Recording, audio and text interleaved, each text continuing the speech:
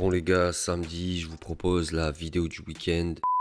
J'espère que vous serez au contact et que vous allez partager en masse cette vidéo. Et pour commencer la vidéo, je vais vous parler d'un truc qui me fait plaisir personnellement. Si vous suivez l'actualité, les médias rap qui proposent des podcasts et des interviews, vous vous êtes rendu compte que la légende du rap français, Pete Bacardi, apparaît dans pas mal d'interviews. Et ces interviews-là, je les ai regardées. On a eu l'interview de En Live du Fer, la Carversation. On a eu aussi Striculture qui a fait une interview de Pete Bacardi en 2 épisodes. Et franchement, moi j'ai kiffé les propos, j'ai kiffé le retour d'expérience, j'ai kiffé le langage de vérité. Bref, revoir Pete Bacardi au niveau de l'actualité rap ou en tout cas dans les médias rap, nous donner son ressenti sur son parcours, sur le secteur A, une époque que beaucoup ont kiffé, la sortie de ses albums, tout ça, moi ça m'a hypé et ça m'a fait plaisir. Dites-moi d'ailleurs en commentaire si vous avez vu ces interviews. Et si vous les avez pas vues, je vous conseille fortement d'aller les voir. Et comme je le dis assez souvent, allez donner un maximum de force à ces petits médias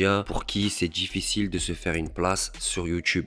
Fume pas ma tête, je t'ai dit, putain, sur la tête de ma mère. Et Pete Bacardi, dans ses interviews, et surtout à la fin de l'interview de Histriculture, il répond à la question: est-ce que le futur pour lui il est musical? Tout à l'heure, tu m'as dit que quand je t'ai parlé de ton morceau loyal, tu m'as dit ah là je reviens en mode Bacardi Pite. J'aimerais bien que tu m'expliques ça un petit peu. Parce que nous, tu connais, nous ici on est des aficionados, mon frère, on est des bousiers de la culture. Qu'est-ce que ça veut dire chez rapper? Merci. L'ancien rappeur du secteur A, il dit quelque chose d'intéressant. Il dit qu'en ce moment, les anciens rappeurs, ils font des retours et certains arrivent à faire des retours concluants, positifs, qui sont validés.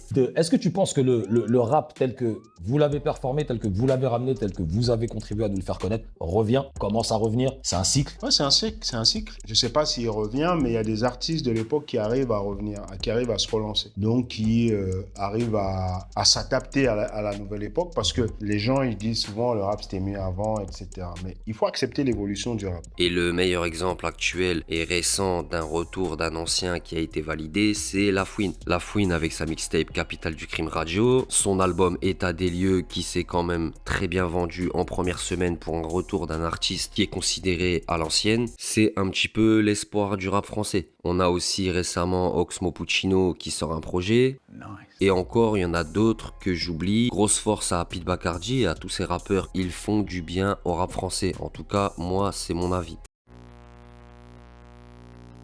Je vais vous parler de Sadek le trader, Sadek le crypto-monnayeur. Et ben Sadek, il a sorti un nouveau freestyle qui annonce peut-être des nouveaux sons dans le rap français. En tout cas, il a fait un petit retour dans le rap français. Les viewers et surtout le viewer en chef qui s'appelle bien entendu Booba, il a pas oublié de partager que Sadek disait lui-même préférer mourir que de reprendre le rap. Et son dernier album, je pense que c'était quoi? C'était début 2023, quelque chose comme ça. Son album, il s'était fait déglingué par le public. Bien sûr que c'est peut-être pas du full Sadek, c'est peut-être pas le top niveau de Sadek, celui qu'on a connu dans sa carrière, mais je le trouvais intéressant dans la forme et dans la prise de risque un petit peu, avec des instrus électro, avec des thèmes, avec des textes, une direction artistique qui est pas prise par tout le monde. Et donc à partir de ce moment-là, l'artiste il est intéressant et même écouter une fois son album, en vrai ça vaut le coup. Les viewers sur X, ils sont durs par rapport au freestyle qu'il vient de sortir. Les commentaires, ils sont très durs. T'as bien fait d'arrêter. Retour en musique, retour dans le fitness, après dans les burgers, retour au trading. Mec, tu es perdu, c'est dommage. Tu avais du potentiel, mais tu t'es grillé seul. Vous devriez montrer comment vous échouez. Ça aiderait les jeunes à pas faire vos erreurs de cave. L'escroc de Dubaï, lâche la France, elle t'aime pas. Y a que toi qui croyais à ton arrêt. La musique plus addictive que la... C'est éclaté, frère. Bref, vous voyez les commentaires, il y a pas mal de commentaires qui sont négatifs. Et comme d'habitude, chacun se fera son avis sur son freestyle. Est-ce que Sadek réellement il est fauché par rapport au trading? Est-ce que la musique en vrai, vu qu'il a fait carrière dans le rap et de base il y a toujours une passion, est-ce que c'est cette passion qui reprend le dessus? Mais c'est vrai que Sadek il avait dit plus jamais je fais de rap. Et s'il vous plaît, éteignez. Pour les gagner, peu importe les adversaires. Les gars, là on va parler de Franglish. Vous allez me dire ouais mais pourquoi tu nous parles de Franglish? Franglish sur ses réseaux, il a parlé d'un concert qu'il a fait et il a parlé du comportement un petit peu bizarre du public qui ne réagit que par rapport au trend TikTok. Ce qu'il dit, c'est assez intéressant et en vrai, ça montre bien l'état de l'auditoire actuel au niveau du rap français et des musiques qui font le buzz et qui sont très populaires sur les réseaux. Donc quand je fais un concert, d'ailleurs j'avais fait un concert pendant le Prime Tour où je l'avais dit, je crois, en plein concert, je crois, il y a le public TikTok. C'était abusé, genre le public TikTok, c'était abusé. Et même là, je vois encore dans d'autres vidéos, c'est une dinguerie, genre. Et ils sont statiques, mais c'est une dinguerie quand ils bougent pas. Limite, je me suis dit, mais je dérange ou en fait, c'est... Attends, faut que je te la refasse comment ça se passe. Genre là, il y a le concert, il y a le public TikTok qui bouge pas, ils sont comme ça. Dès que c'est le moment traîne, après, il bouge plus. C'est pas le premier artiste à en parler, à constater des choses comme ça en concert. Le public ne réagit que par rapport aux 5 ou 7 secondes qui forment une trend sur TikTok ou l'extrait qui buzz sur TikTok. Et ça doit amener une interrogation du genre, est-ce que TikTok, il est tout simplement pas en train de tuer la musique? C'est une réalité, la profondeur des textes, la profondeur des œuvres, elle est plus trop d'actualité et je sais pas ce que vous en pensez, mais moi je trouve ça hyper dommage. Et c'est sûrement pour ça que les albums de rap sont passés d'œuvres complètes à compilation et de compilation à best-of de sons qui ont plus ou moins marché.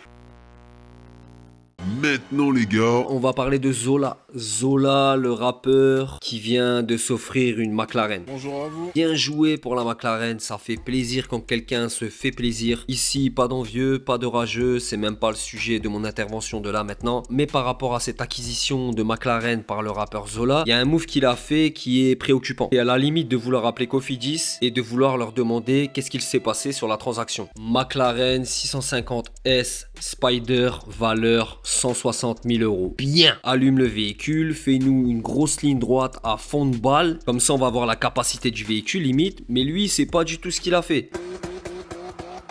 Lui, il a préféré montrer les papiers de vente. Montrer qu'il avait bien acheté à son nom. Oh ta gueule. Pour éviter la polémique des leasing avec les rappeurs, tu connais, comme avec Caris et Booba, qu'il avait tout simplement détruit par rapport au Lamborghini Urus. Zola, lui, il veut tout simplement montrer, ça à moi, je l'ai acheté cash. Et encore une fois, bien joué, mais ce sentiment, cette envie existentielle de prouver chez les rappeurs, elle est vraiment trop dominante. Encore, tu nous montres le véhicule, tu flexes avec l'accélération, les options, tout ça. Je vais te dire vrai, normal. Dans notre monde d'image, je vais dire normal. Mais là, avec ce move-là de prouvage en chef, je le vois comme ça, les gars. Salut, je cherche une fille pour boire un coup avec moi ce soir sur Créteil. J'ai du bon sky.